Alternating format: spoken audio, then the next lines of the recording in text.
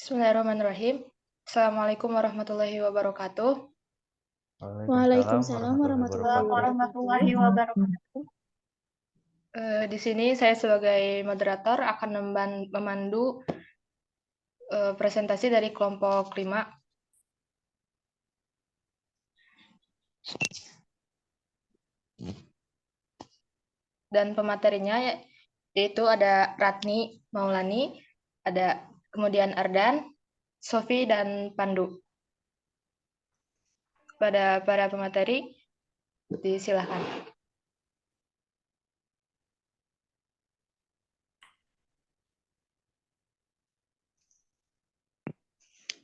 Baik, di sini saya akan memaparkan tentang definisi pernikahan.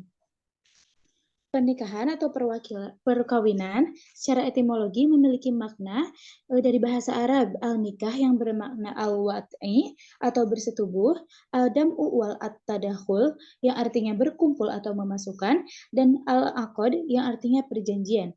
Secara terminologi, definisi pernikahan atau perkawinan ada beberapa pendapat. Yang pertama, menurut Muhammad Abu Israh, pernikahan merupakan akad yang memberikan faedah hukum kebolehan atau kehalalan mengadakan hubungan keluarga antara suami dan istri, antara pria dan wanita, dan mengadakan tolong-menolong serta memberi batas hak bagi pemiliknya serta pemenuhan kewajiban dari masing-masing.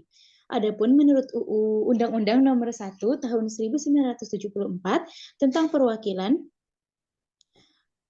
pada bab 1 pasal 1 yang berbunyi, perkawinan ialah ikatan lahir batin antara seorang pria dan seorang wanita sebagai suami istri dengan tujuan membentuk sebuah keluarga, rumah tangga yang bahagia dan berdasarkan ketuhanan yang esa. Dari definisi ini, kita tahu bahwa pernikahan merupakan ikatan lahir batin yang dari dua orang, yakni seorang pria, sebuah keluarga yang sakinah mawaddah warahmah, dan untuk menjalankan ibadah pada Allah Subhanahu wa taala. Dan untuk melaksanakan pernikahan, kita juga memerlukan persiapan yang matang karena bukan saja fisik, pernikahan juga membutuhkan mental yang sudah siap. Karena pernikahan merupakan sebuah peristiwa yang sakral, agung, dan dapat menentukan jalan hidup seseorang. Adapun hukum pernikahan yaitu yang pertama, wajib. Hukum menikah wajib, yaitu bagi seseorang yang memiliki kemampuan untuk menikah, memenuhi kewajiban sebagai suami atau istri, kondisi syahwatnya besar namun ia tidak bisa mengendalikannya dan dia khawatir dirinya akan terjerumus pada perzinahan dan beberapa kemaksiatan lainnya jika tidak segera menikah. Yang kedua, hukumnya sunnah. Apabila seseorang yang memiliki hasrat untuk menikah, namun ia tidak dikhawatirkan terjerumus kepada perzinahan.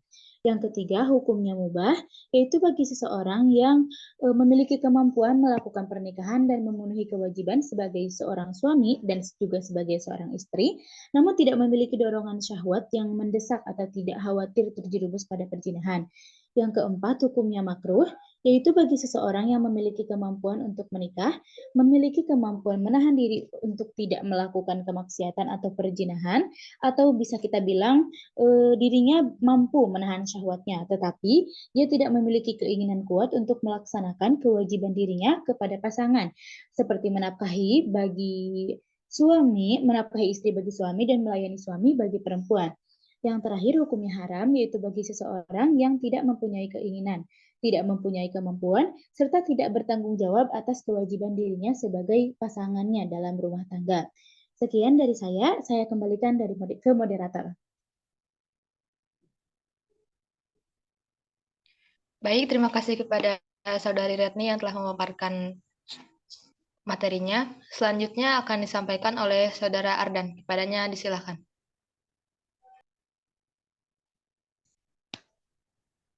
Baik, yang kedua ada syarat dan rukun pernikahan.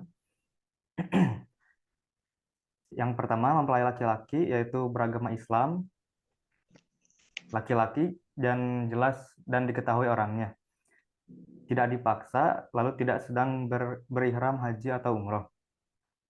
Lalu bukan mahramnya, tidak dalam keadaan masih beristri, dan juga tidak mempunyai istri yang haram dipoligami dengan calon istrinya.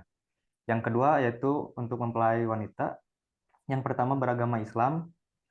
Yang kedua terang keperempuannya. Yang ketiga terang orangnya.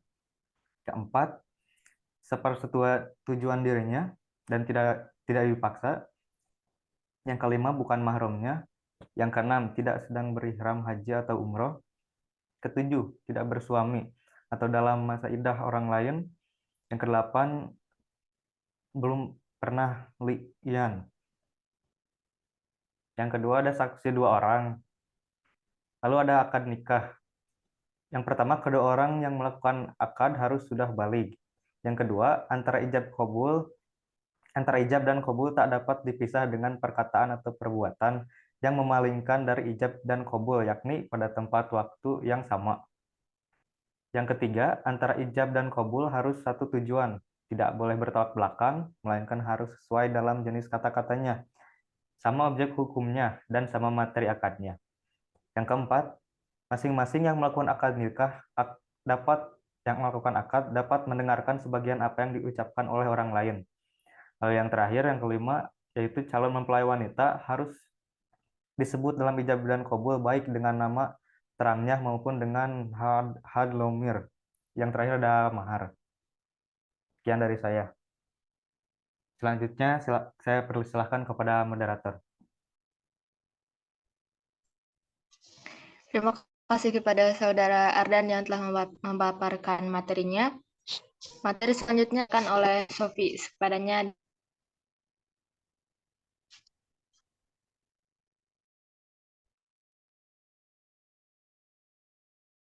Baik, terima kasih kepada moderator yang telah memberikan saya kesempatan untuk menjelaskan materi mengenai tujuan pernikahan.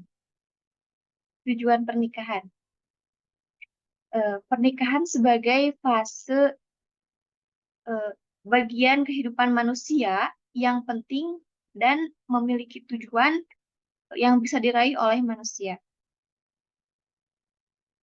Tujuan ini bisa ditinjau dari berbagai aspek. Mau baik aspek biologis ataupun psikologis, sosial dan hukum. Tujuan dari perkawinan ini adalah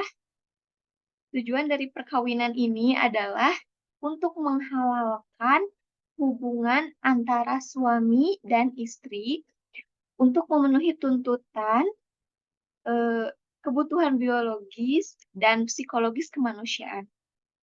Mewujudkan suatu keluarga dengan dasar cinta kasih dan untuk memperoleh keturunan yang sah berdasarkan peraturan agama dan hukum yang berlaku.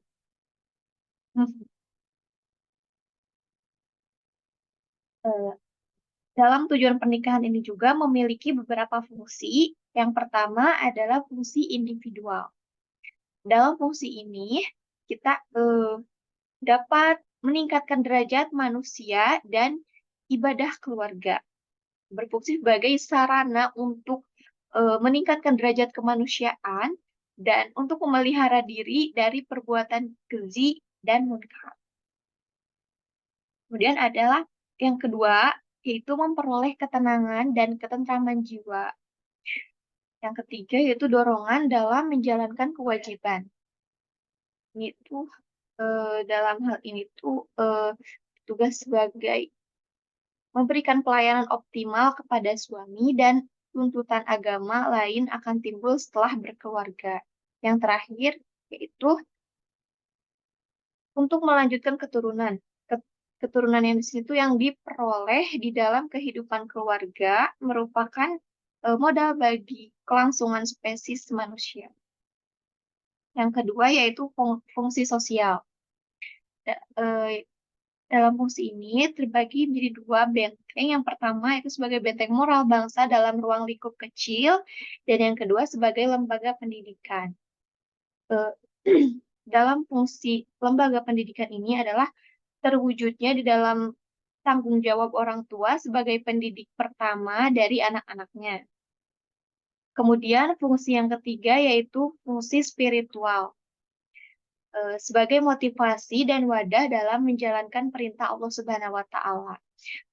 Dalam fungsi ini, keluarga adalah aspek spiritual sebagai motivasi yang mendorong dan wadah atau sarana dalam menjalankan ibadah kepada Allah dengan melangsungkan pernikahan dan membentuk sebuah keluarga.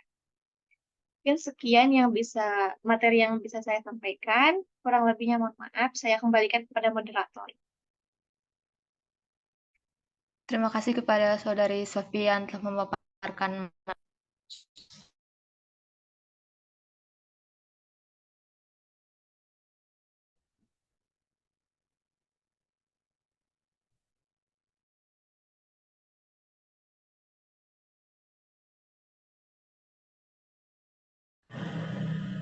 Baik, terima kasih kepada moderator yang telah memberi saya waktu yang akan menjelaskan tentang mewujudkan keluarga sakinah. Mewujudkan kata keluarga dalam Kamus Besar Bahasa Indonesia, Departemen Pendidikan Nasional tahun 2005, halaman 536, adalah keluarga inti yang terdiri dari ibu, bapak, dan anak-anak seisi rumah. Menurut Organisasi Kesehatan Dunia yang disingkat menjadi WHO, keluarga adalah anggota keluarga yang saling berhubungan melalui pertalian darah, adopsi, atau perkawinan. Nah, pernikahan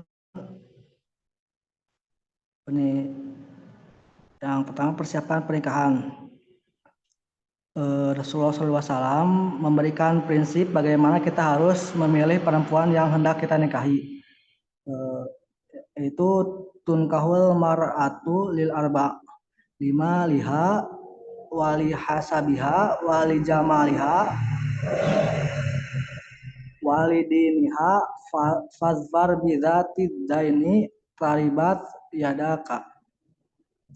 Wanita dinikahi karena 4 hal: hartanya, nasabnya, kecantikannya, dan agamanya. Pilihlah yang memiliki agama, maka kalian akan beruntung. Hadis riwayat Bukhari.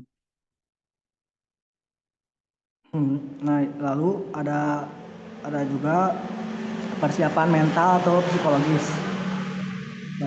Mempersiapkan diri untuk berlapang dada menghadapi segala kekurangan pasangan adalah hal yang mutlak diperlukan. Begitu juga cara-cara mengkomunikasikan pikiran dan perasaan kita dengan baik kepada pasangan perlu diperhatikan agar emosi negatif tidak mewarnai rumah tangga kita. Persiapan ruhiyah atau spiritual. Menikah itu ibadah. Oleh karena itu, seluruh proses yang dilakukan dalam pernikahan harus dengan nuansa ibadah. Proses sebelum menikah sampai pernikahan itu sendiri juga setelah menikah tidak boleh jauh dari nuansa penghambaan diri kepada Allah. Yang D, persiapan fisik, hal yang tidak kalah penting dalam persiapan tubuh kita untuk memasuki dunia pernikahan. Mengetahui alat reproduksi wanita dan cara kerjanya sangat penting bagi kita. Lalu persiapan ekonomi atau harta. Nah, kita harus siap ekonomi dan harta untuk kebutuhan-kebutuhan lainnya. Yang kedua, proses pernikahan. Dalam proses pernikahan, seorang harus memenuhi semua syarat dan rukun yang ditetapkan seperti yang kita bahas pada materi sebelumnya. Setelah semua persyaratan terpenuhi, selanjutnya mendaftar ke kantor urusan agama untuk mendaftar dan mengikuti tahap selanjutnya berdasarkan aturan hukum yang berlaku agar pernikahan tercatat di pencatatan sipil atau diakui sah oleh negara. Yang ketiga, membangun keluarga.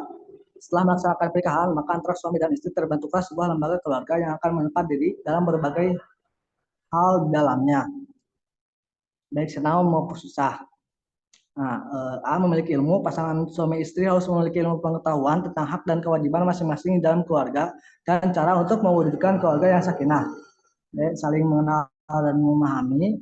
Keluarga intim adalah menyatukan antara suami dan istri dalam sebuah ikatan pernikahan.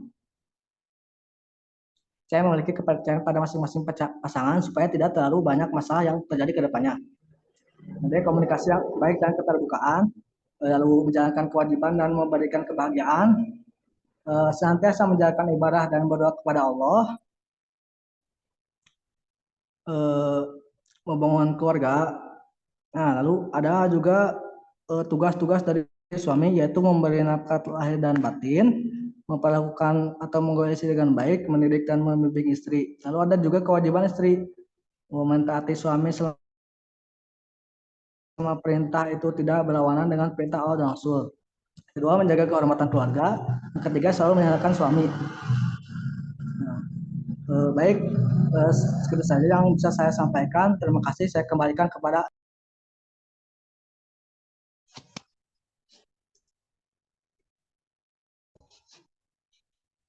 Baik, terima kasih kepada Saudara Pandu yang telah memaparkan materinya dan juga kepada para pemateri yang telah menyampaikan. Izinkan saya untuk menarik kesimpulan dari materi ini. Pernikahan dalam Islam adalah salah satu institusi yang penting dalam kehidupan umat Islam. Menurut ajaran Islam, pernikahan dianggap suci seorang pria dan seorang wanita yang saling mencintai dan ingin membangun kehidupan bersama. Pernikahan dalam Islam bertujuan di antara melaksanakan perintah Allah, melaksanakan sunnah Rasulullah, dan menyempurnakan ibadah. Sekian yang dapat disampaikan. Waalaikumsalam Waalaikumsalam warahmatullahi wabarakatuh.